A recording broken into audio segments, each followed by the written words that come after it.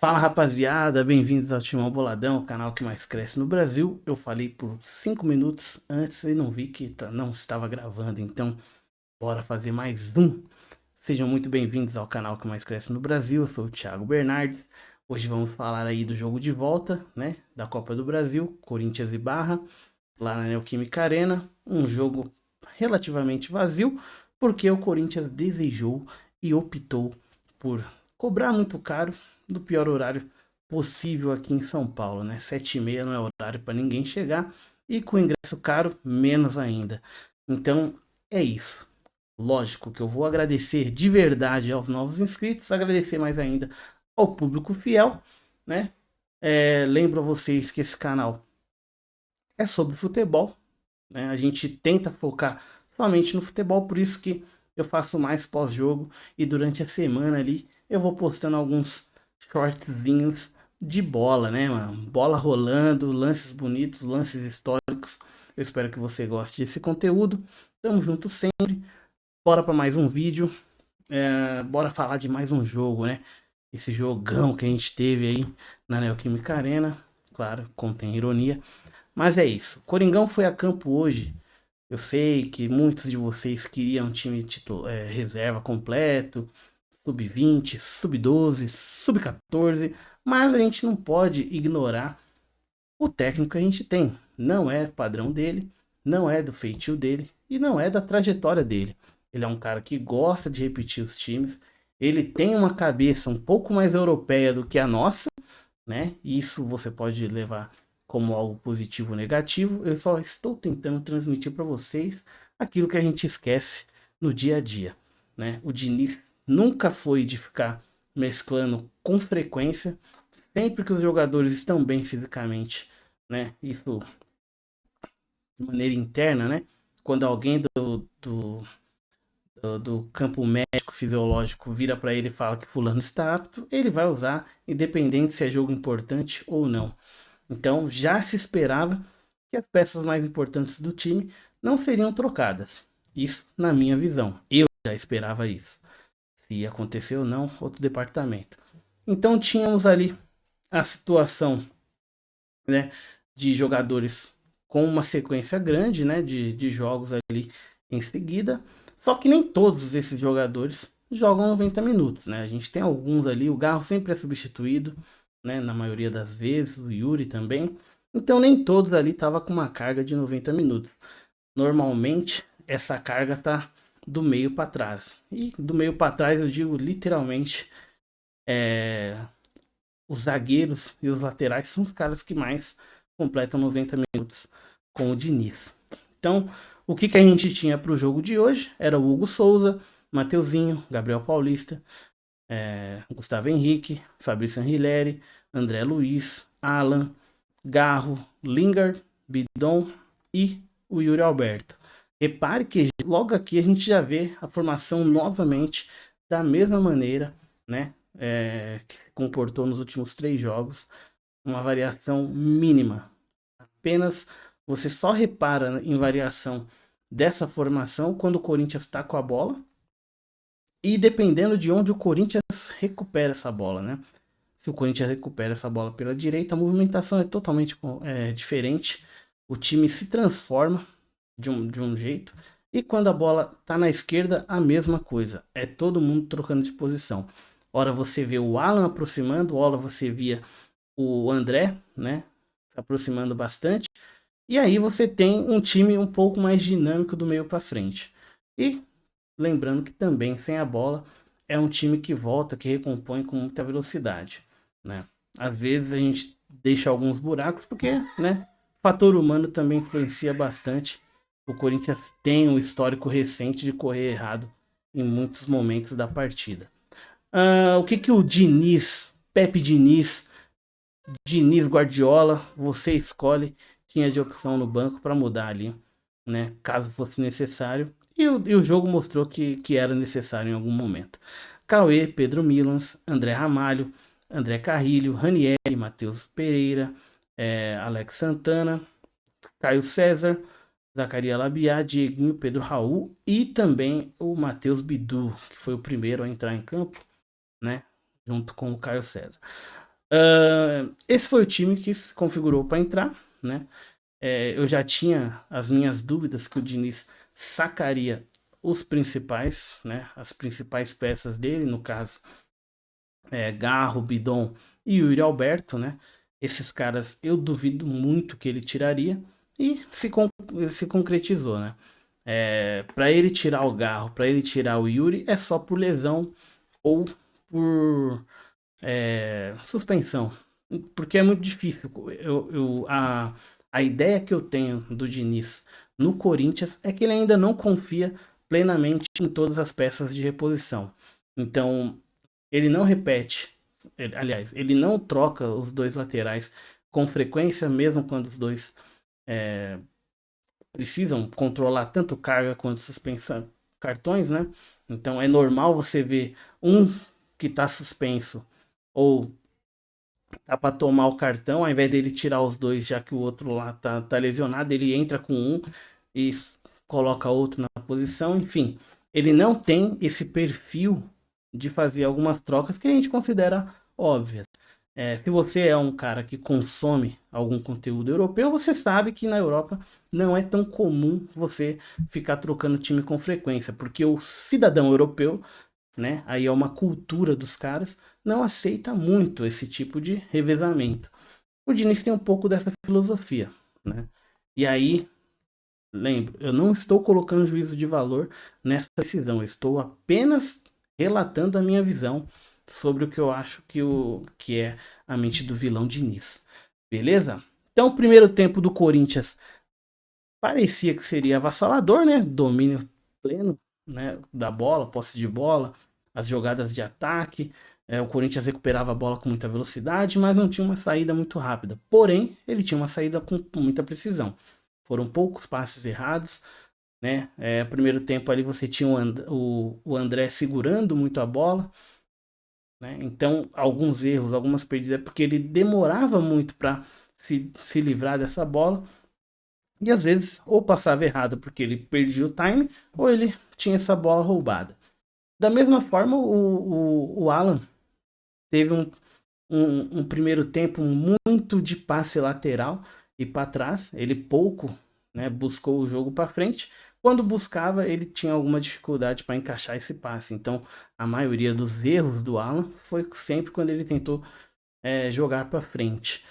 Então, se você tem um time rival que está com a posição bem postado, perdão, bem postado defensivamente, porque o Barra não podia tomar gol logo no começo do jogo, né? Normal. E o Corinthians estava com muito mais volume de jogo. Então é natural que o time ia ficar bem encaixadinho ali. Então sempre que o Corinthians tentava uma bola no espaço, o pouco espaço que aparecia, ficava muito difícil, né? E aí o Alan teve seus erros ali. O André, que a gente já mencionou. O Garro era o cara que estava se destacando nesse momento, né? Ele conseguia encaixar todos os passes que tentava. Os que ele não conseguia, ele conseguia de alguma forma driblar, arrumar, criar um lance para ele, criar um espaço para ele mesmo. O Bidon estava com mais dificuldade, né? O Bidon não conseguia ter nem a vantagem no 1 contra 1 e às vezes ele também não recebia a bola na melhor condição possível para desenvolver, né, o lance ou tentar avançar de alguma forma. O ataque, a gente tinha ali o Lingard pela esquerda na maior parte do tempo, mas dividindo ali espaço com o Hillieri, que subiu bastante ali no primeiro tempo, né? Não com tanta intensidade como poderia, porque, né, o time do Barra estava bem posicionado, porém é a questão de espaço, né? Se o Guerrilheiro está subindo muito, o Lingard ou iria muito mais profundo ou mais, né, para a lateral, ou ele tinha que ocupar espaço ali mais para intermediária, né, dividindo um pouco ali da carga com o Yuri. E aí, né, dois corpos não ocupam o mesmo espaço. Você que lembra aí das suas aulas de física, né, há de concordar comigo que isso acontece.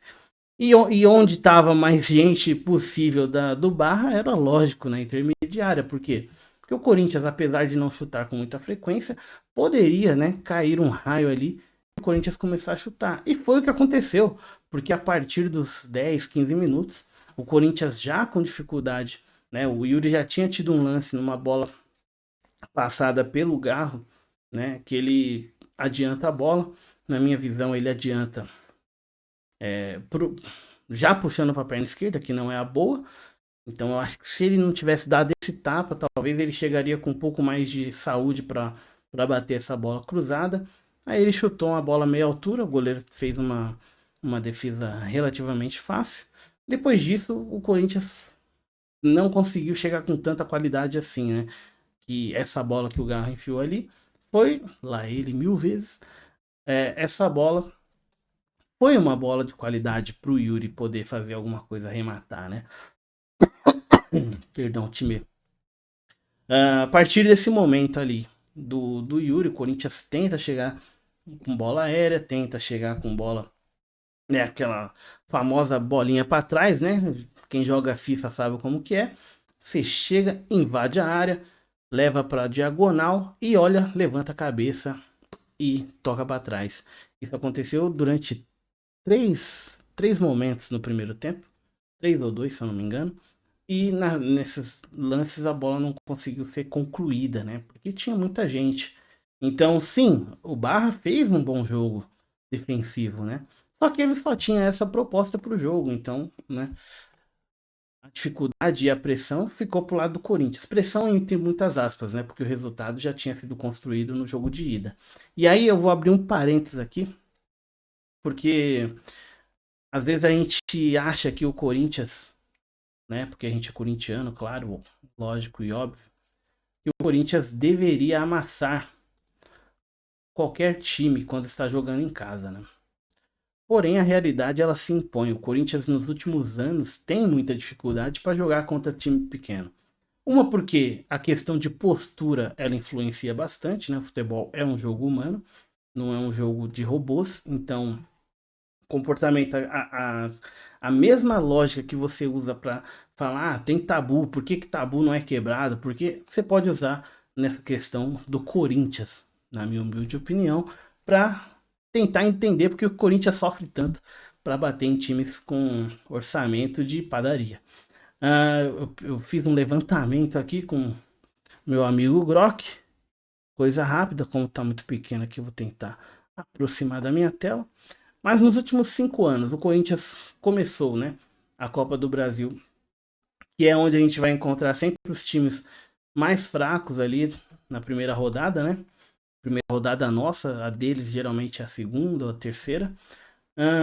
Em 2022, o Corinthians entrou na terceira fase, né? A gente encontrou a Portuguesa do Rio. O Corinthians jogou, ganhou, empatou em 1-1 e venceu na partida de volta. Beleza? Portuguesa do Rio. Aí, em 2023, o Corinthians jogou, ganhou de 2-0 do Remo, lá e em casa. Então, esse você poderia falar que foi o melhor jogo do Corinthians até então. Só que quem lembra do jogo contra o Remo sabe que o Corinthians não passeou nem lá e nem. Aliás, aqui acho que ainda passeou, mas lá eu lembro muito bem que não foi um passeio. Em 2024, foi o melhor momento do Coringão. 3-0 no Cianorte, né? Daí só teve um jogo, porque acho que é isso mesmo. É jogo único, porque meteu 3-0 lá e eliminou os caras. Aí em 2025, o Corinthians pegou o Novo Horizontino. Quem sabe, sabe. O Novo Horizontino sempre deu trabalho pro Corinthians no Paulista. E aí o primeiro jogo que foi fora foi 1-0 pro Corinthians. E o segundo jogo, 1-0 pro Corinthians. Mas não foi um jogo fácil. Se eu não me engano, nesse jogo foi assistência do Pedro Raul pro Thales fazer, né? No jogo de volta. Aliás, no jogo de ida. E depois a gente encontrou o Barra, né? Já esse ano. Primeiro jogo 1-0, que a gente fez aquele golzinho sofrido, né? Num rebote. Um rebote não, numa bola ajeitada. Pedro Raul de novo. pro Lingard fazer o primeiro gol dele naquela oportunidade. E hoje o gol saiu bem tarde, o gol saiu já próximo ali dos 40 minutos do segundo tempo. Então, né, para quem gosta de achar que é, é qual que é o termo que eu posso usar? É obrigação o Corinthians massacrar os times menores? Eu também concordo, só que a realidade ela se impõe. Se nos últimos 5 anos não foi assim, por que seria, né? Aliás, nos últimos 4, 5 anos, né? Se eu tivesse puxado um pouco mais, eu tenho uma boa memória, mas eu não lembro do Corinthians massacrar times pequenos. Então, o jogo não seria fácil. Eu também acho que o jogo não seria um jogo para time reserva, mesmo sendo o Barra. Isso eu digo dentro de casa, né, para garantir de fato o resultado. Então, bora para o segundo tempo. Segundo tempo muito mais movimentado, muito mais decisivo, né, de modo geral, tanto para o Barra quanto para nós. Só que aí o Barra tinha que mudar um pouco a postura. E ele mudou. Né? O Corinthians faz a substituição com 10 minutos. Entra o Caio César e o Matheus Bidu. O Corinthians tem dificuldade, né, para sair. Ele não tem mais a mesma liberdade que ele estava tendo no começo do primeiro tempo. No segundo já muda um pouco. O Barra começa a gostar mais do jogo e achar que pode conseguir alguma coisa. Não consegue, porém ele acha, né? Isso aí, achar todo mundo pode, ainda é uma situação completamente democrática você achar alguma coisa. E fica só por isso, né? Depois disso, o Corinthians vai, já começa a rodar a bola, já começa a ter uma recuperação de bola mais rápida. O André ainda fora de ritmo, ainda tendo dificuldade para se apresentar, né? Então ele sai literalmente ali para a entrada do Caio César e você sabe por que ele saiu. Porque ele não conseguiu entregar nada 60 minutos de jogo, né? Então é difícil, já dá para entender que o futuro do André do Milo é ser reserva no Corinthians, pelo menos nos próximos 2 ou 3 jogos.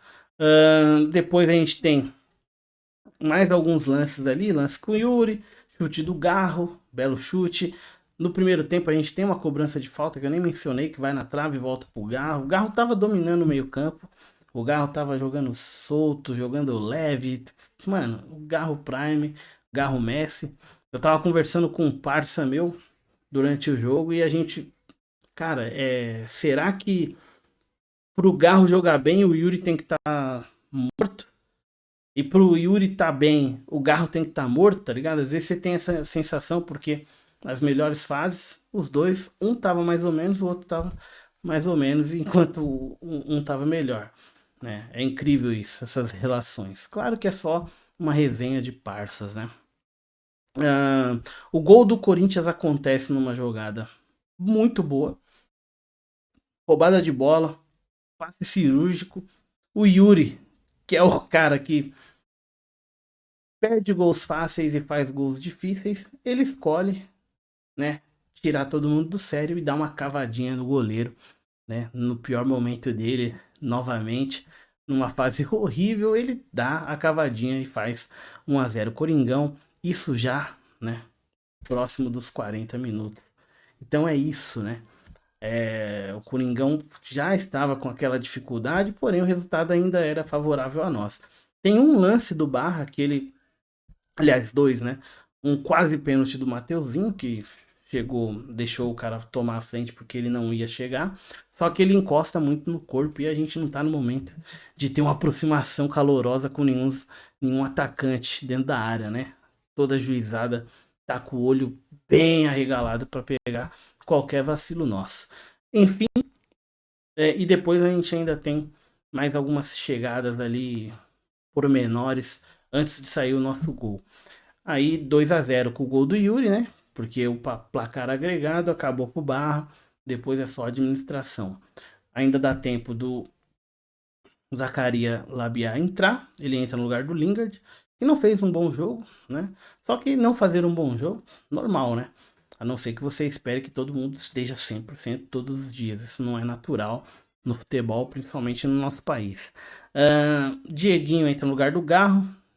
e o Pedro Raul entra no lugar do Yuri Alberto. E se você acompanha esse canal com muito mais frequência, você sabe que eu sempre trago, né, não a defesa do Pedro Raul, mas eu trago uma reflexão de que depois que o nosso Jô saiu, nunca mais um centroavante raiz que joga de costa pro gol se deu bem.